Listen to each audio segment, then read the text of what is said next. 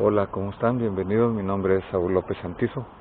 En este momento les vamos a presentar un estudio acerca de la respuesta a una pregunta que nos hemos hecho: ¿cómo se realiza la salvación de Dios? ¿Cómo podemos nosotros agradarle en nuestro caminar? ¿Y cuál es el propósito por el cual Dios nos salva? Vamos a ver en este momento, a recordar que el libro de los Efesios inicia el apóstol Pablo hablando acerca de las bendiciones que Dios ya nos ha dado, bendiciones espirituales en los lugares espirituales. Luego nos sigue hablando el apóstol Pablo de la necesidad que tenemos nosotros de orar para tener revelación y para tener sabiduría espiritual, para comprender lo que ya Él nos ha dado y el poder del nombre de Jesús, que está sobre todo nombre. Y en este caso nos va a hablar el apóstol Pablo acerca de cómo Dios realiza la salvación en una forma muy diferente de la cual todas las religiones, la mayoría de las religiones ha pensado, y cuál es el propósito que Dios tiene para hacerlo en esta forma. Efesios capítulo 2, versículo 1 dice así: Él les dio vida a ustedes que estaban muertos en sus delitos y pecados. El primer concepto entonces que aborda el apóstol Pablo es el concepto de muerte, que en la Biblia es una separación espiritual con Dios.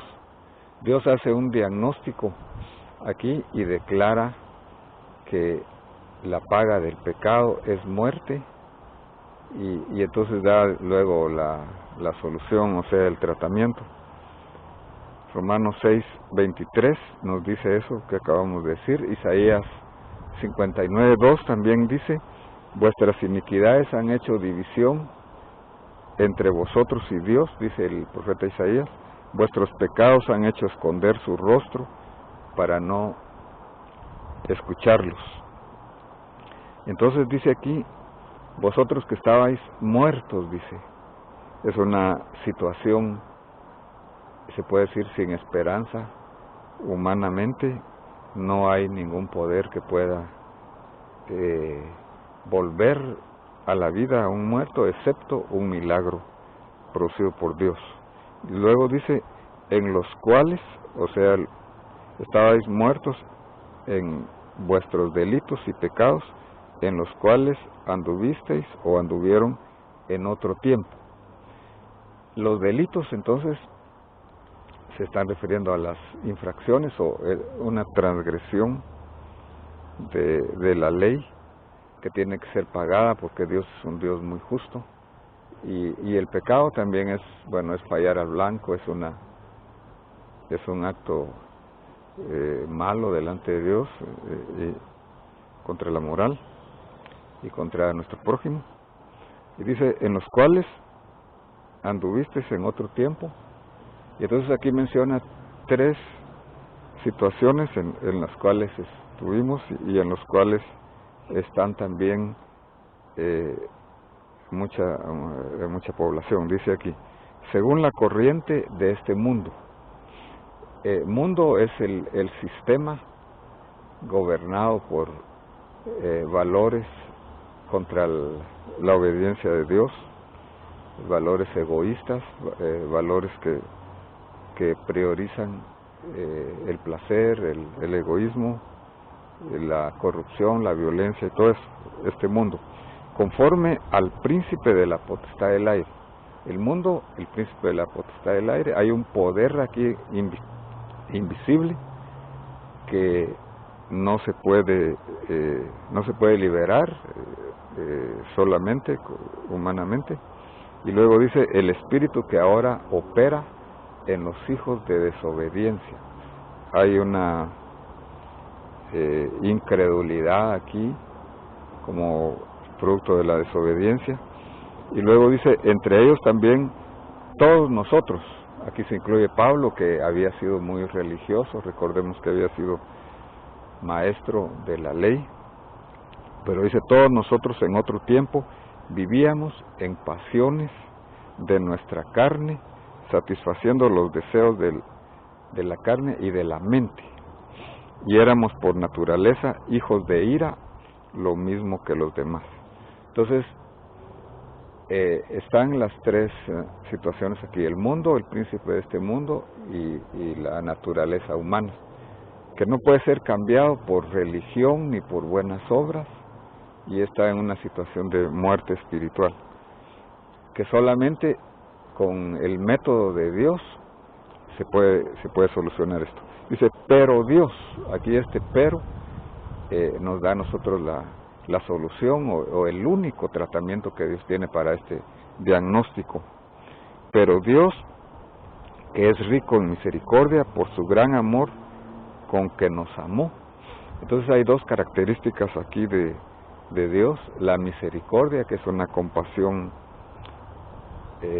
inmerecida, y dice su gran amor. El amor al cual se está refiriendo aquí es un amor ágape, o sea, un amor desinteresado, con que nos amó. Ahora recordemos que cuando Jesús muere en la cruz del Calvario, estamos viendo nosotros la representación más grande del amor de Dios, de la justicia de Dios y del amor. Aun cuando estábamos muertos en nuestros delitos y pecados, nos dio vida juntamente con Cristo. Por gracia, ustedes han sido salvos. La necesidad más grande que tiene la humanidad entonces es de tener vida espiritual, vida de Dios. Pero se produce solamente por gracia, o sea, por la bondad inmerecida, porque Dios es amor y es la única forma en la cual nosotros podemos ser salvos, creyendo, dice, habiendo sido salvos. Esta palabra salvos, soteria, significa librar, significa proteger, significa preservar, incluso sanar. Si alguien está enfermo y cree en el poder del nombre de Jesús, puede recibir por la fe. O cualquier necesidad, dice 3 Juan 2, yo deseo que seas prosperado en todas las cosas y que tengas salud, así como tu alma prospera. Y luego dice, Él nos resucitó y Él nos sentó en los lugares celestiales con Cristo Jesús. Entonces hay una paz con Dios aquí, justificados pues por la fe, tenemos paz para con Dios por medio de nuestro Señor Jesucristo. Entonces el método que Dios utiliza es por gracia, por medio de la fe, no por obras para que nadie se jacte. Esto tiene dos fines, dos propósitos que vamos a decir aquí ya para terminar. El primero es a fin de poder mostrar en los siglos venideros, esto se refiere al futuro, a la eternidad futura, posiblemente al milenio también, las sobreabundantes riquezas de su gracia, de su bondad inmerecida, por su bondad para con nosotros en Cristo Jesús.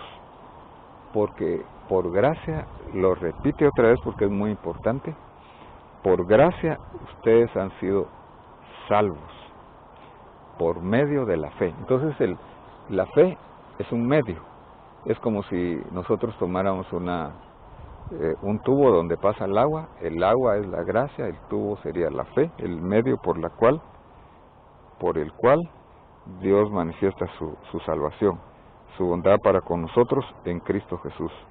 Por medio de la fe hemos sido salvados, y esto no procede de vosotros, de ustedes, sino que es un don de Dios, no por obras para que nadie se gloríe.